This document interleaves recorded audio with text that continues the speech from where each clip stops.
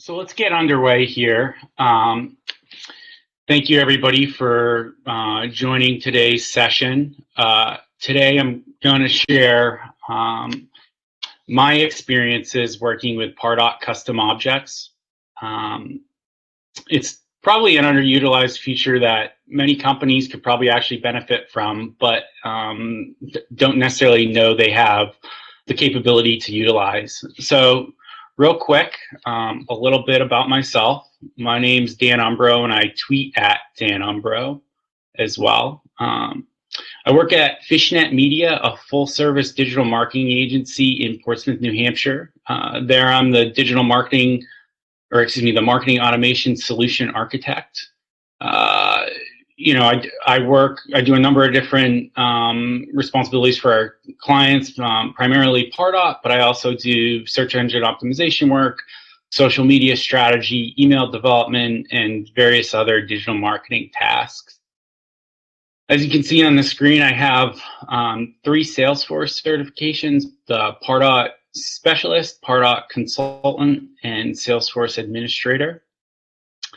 I also co-lead the New Hampshire Pardot User Group with marketing champion Brian Raw.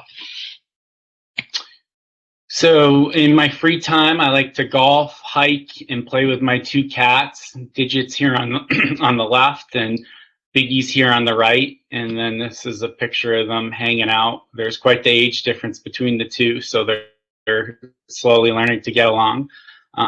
They're both excited to listen to me today, so I hope you all are as well.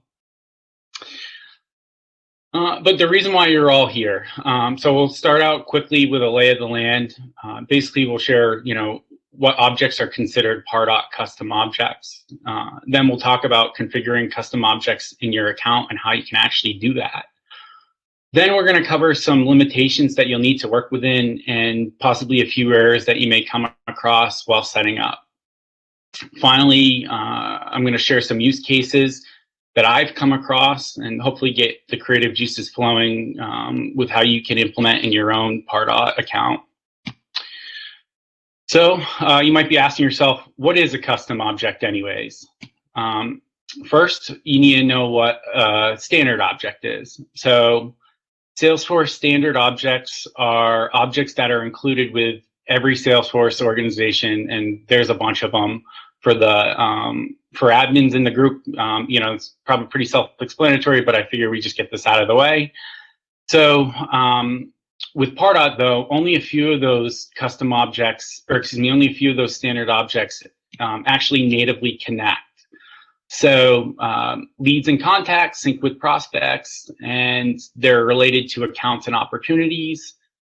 With connected campaigns, Pardot is synchronized with campaigns and campaign member objects in Salesforce. And Pardot can create tasks, and finally, users are synced with the Pardot user sync. So Salesforce custom objects are objects that you create to store information that's specific to your company or industry. So keep in mind, those could be objects in other Salesforce clouds like Health Cloud, Nonprofit Cloud, or Financial Services Cloud. As detailed here, Pardot does not natively connect with those custom objects. And a few of those examples could be a real estate company has a custom object called property. A business office could have a job posting custom object. Similarly, a healthcare organization could have a claims custom object. And finally, a nonprofit could have a donation custom object. So you might be asking yourself, what about other standard objects that Pardot doesn't natively connect to, like cases or products? So even though they're technically considered Salesforce standard objects, they count as Pardot custom objects. Therefore, Pardot custom objects, and this is a really important thing to differentiate, Pardot custom objects are any Salesforce standard object that doesn't natively connect, like we saw on the previous slide, or any Salesforce custom object. So a few of the examples are pictured to the right. So a case is a Salesforce standard object but Pardot would consider that a Pardot custom object. The same with order, product, and contract. Those are just a few examples that I picked out. There's obviously many more. So just to recap, Pardot natively connects with leads, contacts, campaigns, campaign members, accounts, opportunities, tasks, and users. Worth mentioning, not all these native syncs are bi-directional.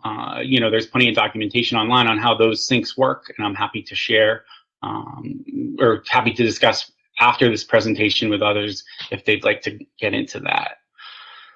So again, Pardot custom objects would be considered any true Salesforce custom object or any Salesforce standard object that isn't native to Pardot.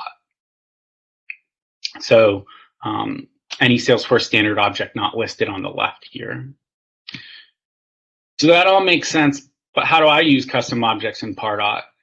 A great question. So let's look at a high-level view of the custom object sync in a little bit more detail. So for this example, we're looking at the case objects.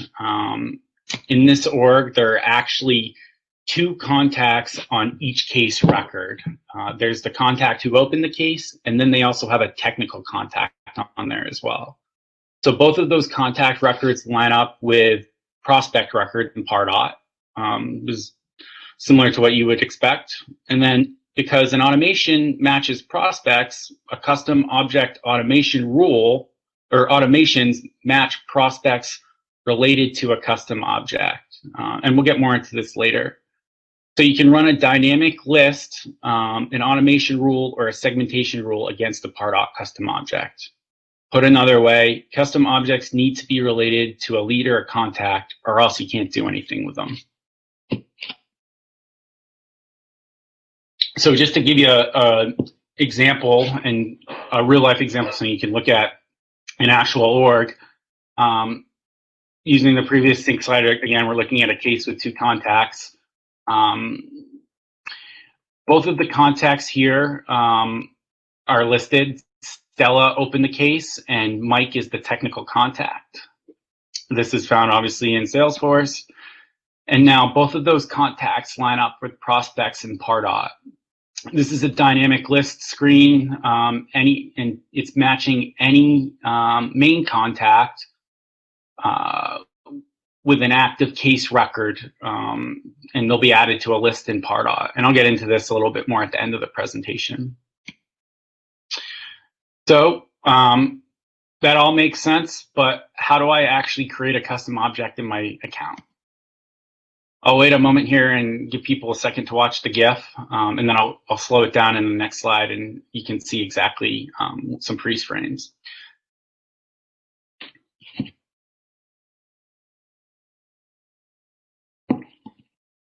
So basically this GIF is showing how to actually create the custom object in Pardot. So you jump to the admin menu, navigate to the custom objects menu item, and then you're going to add your custom object. You can make some additional configurations after creating the custom object, and I'll show that in this slide here. So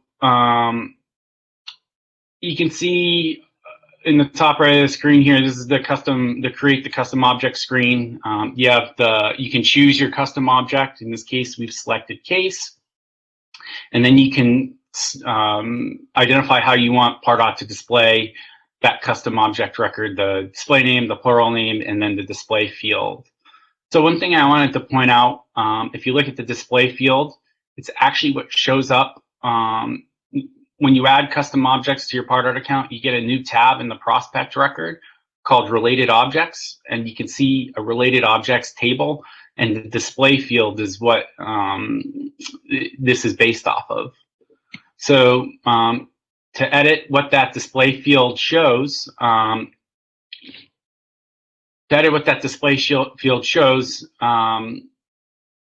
you can select the action or the gear under the action menu after creating the custom object and click configure fields.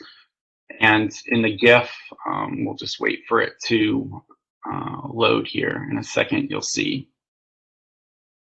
So again, the custom object table, we've clicked the gear And you can see the toggle is all the custom fields in Salesforce that we want to show in Pardot.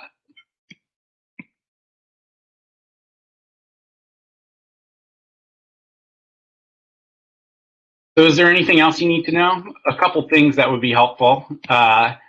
So before you begin connecting any custom objects to Pardot, there are a few constraints that you're going to be working within that are important to recognize. So big restriction, albeit with a suitable workaround, you can't use variable tags in emails from custom objects. And more on that in the next slide, because I think it's important to call out. Pardot can only read Salesforce custom object data, so don't expect to be able to write or update Salesforce custom object records through Pardot. Anyone with the Pardot Advanced Edition gets up to 4 custom objects. You can request more, and then if you have a Pardot Plus account, you can pay an additional fee to get this feature. Don't ask me what the fee is. I don't know off the top of my head.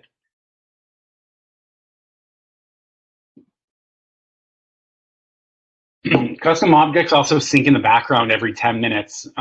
Again, this is another important thing to remember because custom object data isn't synced in real time. In the next few slides, I have some ways to work around that, though. Excuse me. So as I mentioned, there is a workaround for a variable tag. One of the really valuable use cases for custom objects in Pardot is being able to send emails via Pardot. So as an example, if you created a job posting custom object in Salesforce, you could potentially use Pardot to send emails to applicants or hiring managers based off that activity. And that's where you want to use a variable tag in those emails.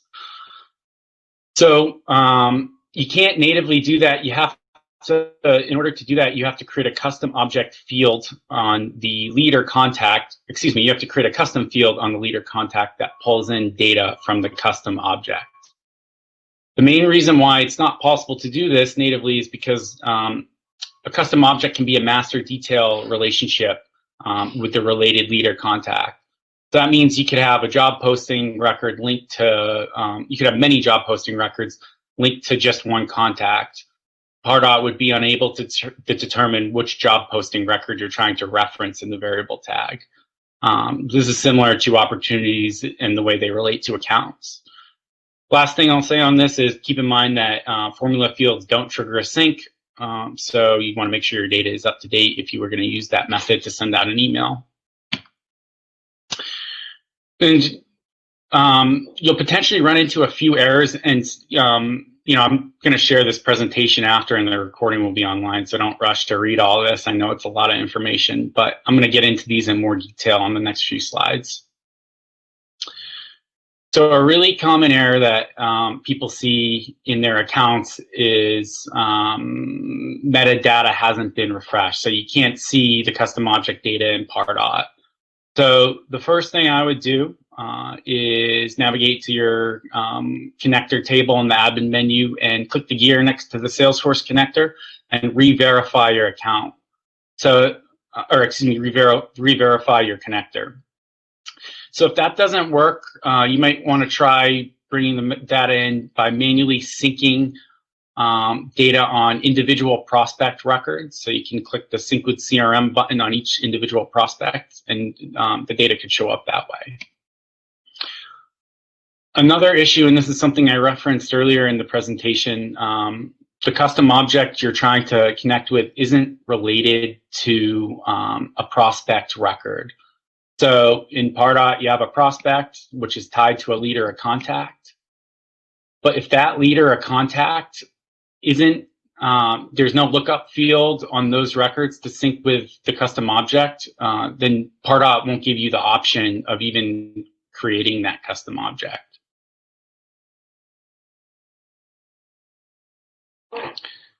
So another one I see all the time is not the read permission hasn't been granted to the connector user in Pardot. So as you may or may not know, Pardot has a connector user which provides the lens into what Pardot can see in Salesforce. So if Pardot doesn't have at minimum, or excuse me, if the Pardot connector user doesn't have at minimum a read access with that custom object, it won't be able to see it, and you won't be able to sync it with Pardot.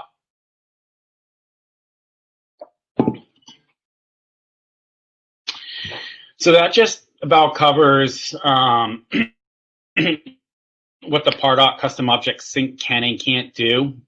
Now I'd like to get the creative juices flowing and because I put together some real life use cases that you can look at. But first, I just want to document exactly what you can use custom object data for in Pardot automations. So first, if you just set this up, make sure you've given at least 4 hours for Pardot to update custom object data.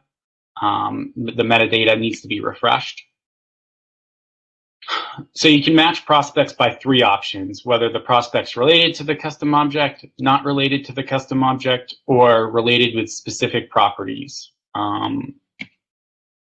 Next, you can select which specific contacts you want to match. Remember, in our example, each case had multiple contacts, so we need to tell Pardot which contact we're attempting to match. Finally, if you choose related with properties, you get the option to filter by specific fields on the custom object. Again, this is really where you can customize your list segmentations and automations. So now on to a few examples. The first example we're going to look at is a product renewal dynamic list. So in my opinion, this may be the most powerful use case I'll share today, with the biggest opportunity to impact your bottom line. So in this example, any prospect who purchased a yearly subscription over 300 days ago will be added to this list. So if you look at this in a little bit more detail, we're looking at the product custom object, and we're matching the main contact. And the criteria we're using is we have a field called last sale date, and we want to make sure that date is at least 300 days ago. And then we want to make sure the product that they have is the yearly subscription, because we're going to try and get them to renew it. So obviously this dynamic list could be used as a recipient list in an engagement studio program designed to encourage existing customers to renew a product. A very powerful way to automate that process. You could also use a similar dynamic list to cross-sell products to existing customers. You know, the possibilities are limitless, really. So one thing worth mentioning and to keep in mind, there are obviously other ways to accomplish this particular segmentation. In some Pardot accounts, contact records have product data on them. So in my opinion, that may be a more flexible way to use a field on the contact record, or excuse me, the prospect record. However, I'm sharing a presentation on syncing custom objects, and this is just another option you have to do that. All orgs are set up differently, and this may be the only option you have. So the next example I wanted to share is a nurture program for conference attendees. And this is actually a use case shared with me by Brian Roth, my counterpart in the New Hampshire Pardot User Group. So although this isn't his exact data, this is something he said his clients found super useful in their org. So in this example, we're looking at any prospect who attended the ParDreamin conference with a premier ticket. So this dynamic list could be used as the recipient list in an engagement studio program, informing registered attendees of session details and announcements. Similarly, you could turn this into an automation rule and potentially match all prospects with the record type of volunteer for the ParDreamin conference, and then you could tag them. You could add them to a list. You could add them to a campaign and update their status, or you could even send them an email. Like I mentioned previously in this presentation, automated emails for custom objects through Pardot can be a really useful feature. The ability to send a marketing email based off of custom object activity in Salesforce is super useful. So here you're looking at a dynamic list for a recurring donation ask.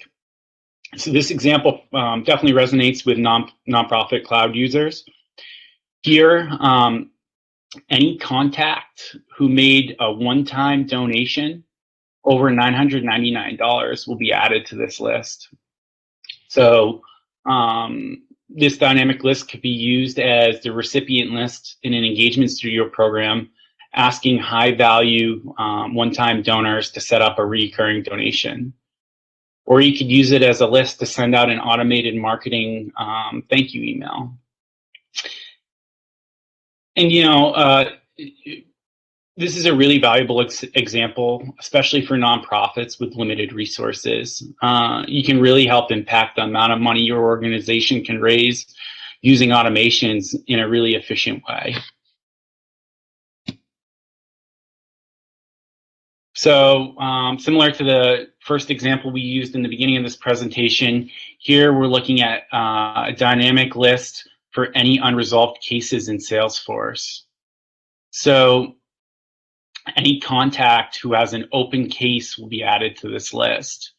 And the reason why you might want to use this list is you could use it as a suppression list on all your emails. So you don't bother customers with marketing emails when they're dealing with an unresolved case. Maybe you don't want to bug people with, you know, a product upsell if they're dealing with a, you know, an issue with your with one of your products or services.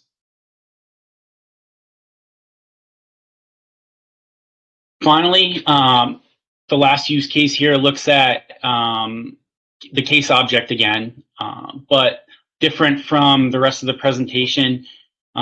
This dynamic list is looking at prospects related to accounts with properties. So you can see in this screen, the type of rule we're using is prospect custom object. And in this screen, the rule we're looking at is prospect account custom object. And in this example, we're looking at any contact related to an account that has an open, high priority case. So similarly to the previous slide, this could be used as a suppression list to prevent people from getting emails while they have a case open.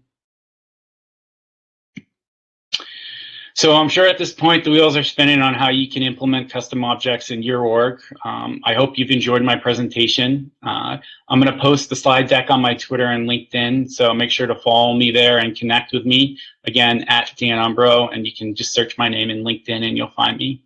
I encourage anyone to reach out with questions if I keep, so I think we're at the end of our time right now. Just mention that you were attended the session. And finally, I wanted to share some upcoming Pardot learning opportunities. Tomorrow there's a product roadmap keynote, which definitely will have a ton of great information to look forward to about product updates. There's also a Dream Texas session on December 14th. And then finally, the sponsors of this conference, Sercante, are hosting additional trainings in 2021.